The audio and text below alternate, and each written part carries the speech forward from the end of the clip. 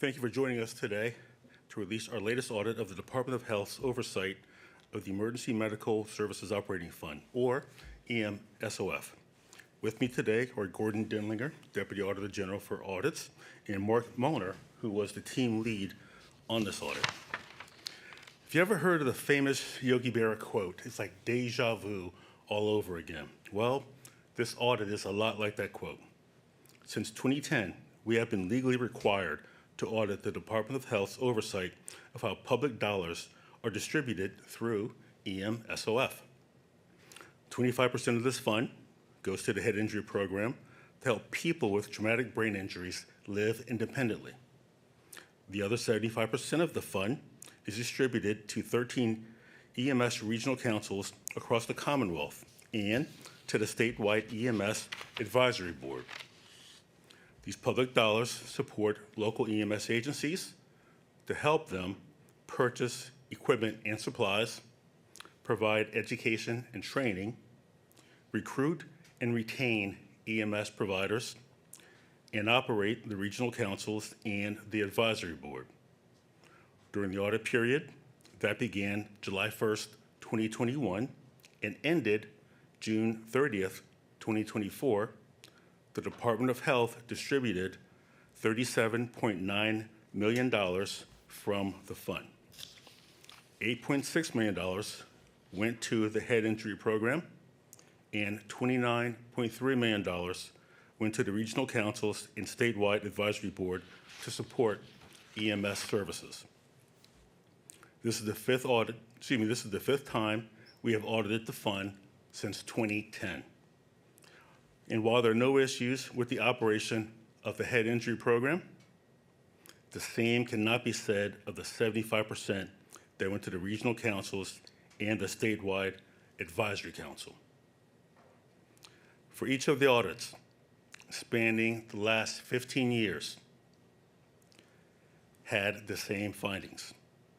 The Department of Health's oversight of the funds distributed to the 13 EMS regional councils and the statewide advisory board was almost non-existent.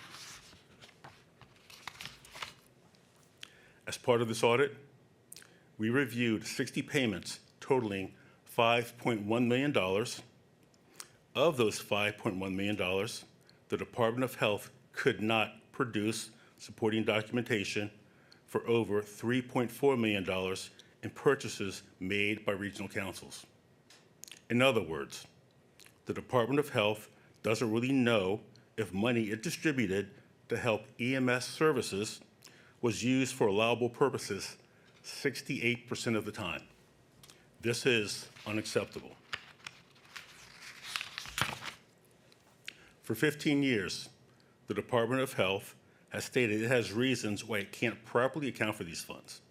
Reasons like staffing changes, being short-staffed, lack of cooperation from regional councils.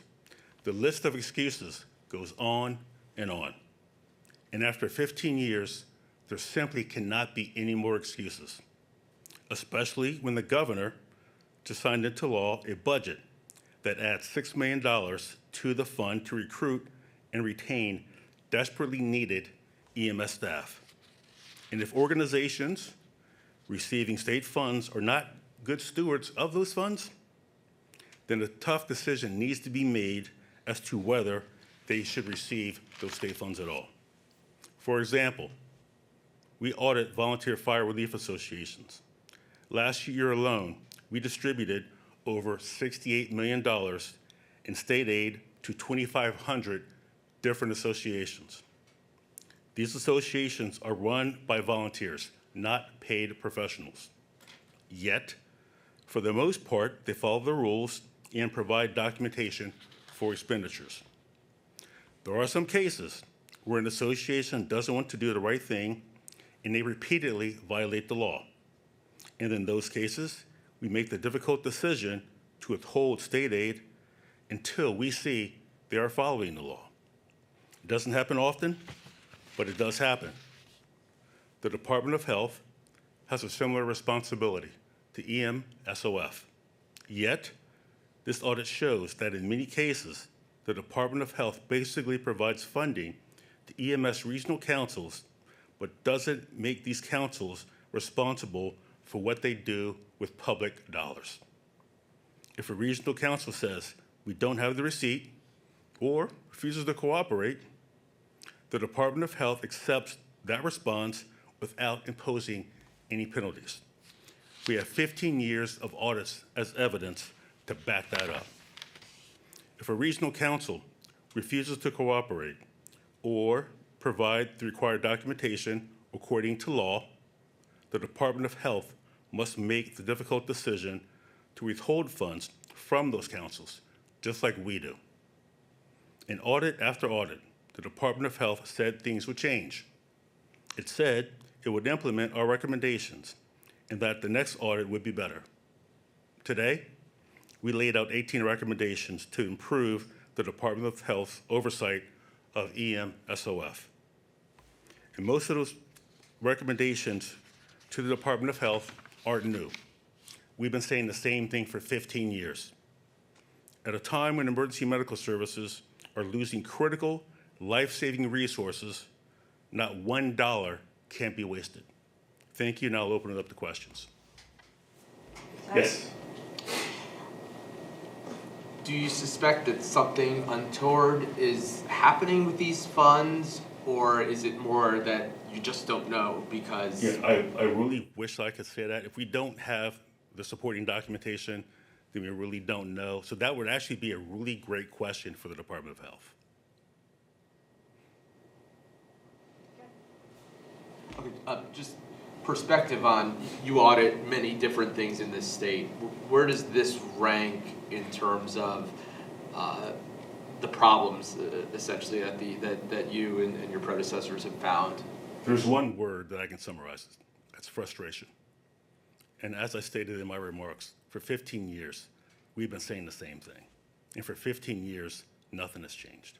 And as we stated, look, if you're receiving public funds, if you're receiving taxpayer funds, and if you don't follow the law and provide the supporting documentation, then you, quite frankly, you shouldn't receive public or taxpayer funds. Among the 18 recommendations, is there something that stands out as just, pardon the cliche, low-hanging fruit, common sense, easy? Is there something like, come on, what? So it's internal controls.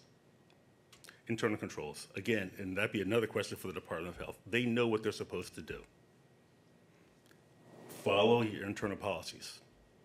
Make sure that these entities that you're providing funding to follow the law and provide the documentation that they are legally required to provide. It's all about internal controls. And that's something that I've been saying since I've been in office.